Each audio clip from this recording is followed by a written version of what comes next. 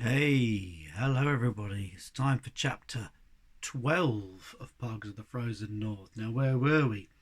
Sika and Shen had managed to make their ways across that maze of snowy bridges across the chasm just the other side from the Snowfather's palace. But as they got over, remember they rescued two of the racers on the way, but as they got over the other side, they could see someone in the distance. Who could they see? Chapter 12. Sir Basil looked back, and he saw the procession that was following him, Seeker with a testing stick, the pugs, the pink huskies, the two sleds, the two polar explorers, Shen, Helga, Shackleton Jones, and Snowbot. Lummy sideplate, they've almost caught us up. Indeed, Sir Basil. The crossing of the snow bridges has lost us a great deal of time, sir. Time for more dirty tricks. Sideplate.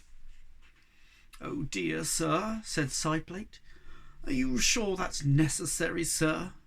Sir Basil laughed a wicked laugh, and he twirled his moustache, but it had frozen solid, and he snapped the end off, rather spoiling the effect.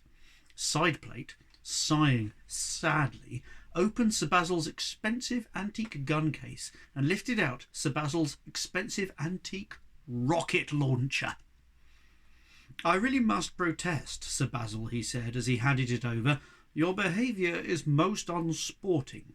When we return to London, I shall be tendering my resignation, sir. Yeah, tender what you like, Sideplate, sneered Sir Basil, getting the rocket launcher ready and pointing it at the snow bridge, which the others were just about to cross. I shall have had my wish granted by then. I'll be the richest man in the world. I'll be able to hire billions of better butlers than you bounder. Very good, sir, said Sideplate. He winced as Sir Basil pulled the trigger and a rocket went shooting towards the snow bridge. Sir Basil was a rubbish shot. He had missed the bridge completely, but the rocket hit one of the other bridges way off at the side of the chasm. The bridge burst open and it fell into the depths, and then the bridge next to it began to crumble too, and then two more bridges which were joined onto that. The whole beautiful maze of bridges began to quiver and sag and crumble and collapse. Quickly, shouted Seeker, running down the very last bridge.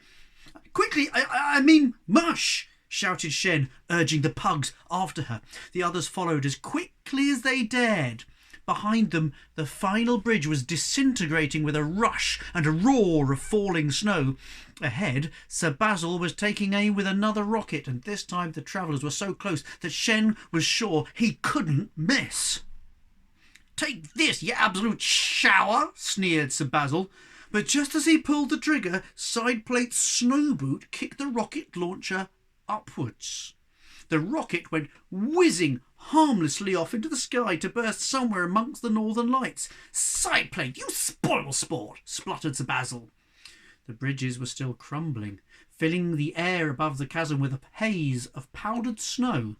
Sideplate ran to meet Seeker and the others as they came spilling onto the ice.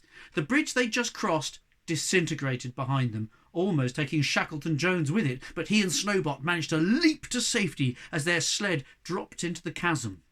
Helga quickly slashed the pink dog's harnesses to stop them going down with it.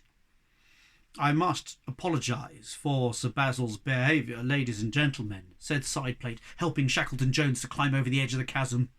He has always been a most unsporting gentleman. So long, Sideplate, called Sir Basil, leaping aboard his sled. I'll go even faster without you. His long whip cracked above his husky's ears, and they started to run towards the far-off Icicle Palace. But then, with a massive thump, a big, jagged, glowing thing came slamming down, smashing the shed to pieces, catapulting Sir Basil high into the air. The last rocket had done a lot of damage when it exploded up there amongst the northern lights, and now broken shards of light were dropping all around, freezing as they plummeted through the chilly sky. You got to feel sorry for those huskies. Shen and his friends waited up until the rain of broken lights was over. Then they picked up their way between the shards to see where Sir Basil's sled left splintered. Sideplate disentangled the dogs who ran off in all directions, woofing happily. Sir Basil had landed in a deep drift of snow. He scrambled out, shouting more threats and shaking his fist, but his fist seemed smaller than it had before. All of him did.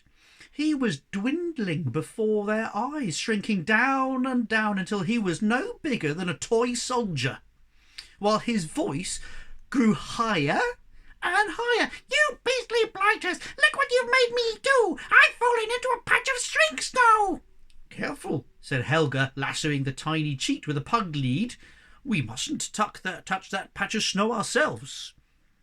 If your little dogs got any smaller, we might not be able to see them at all," said Shackleton Jones. Helga reeled Sir Basil in until he was close enough for her to reach out and pick him up.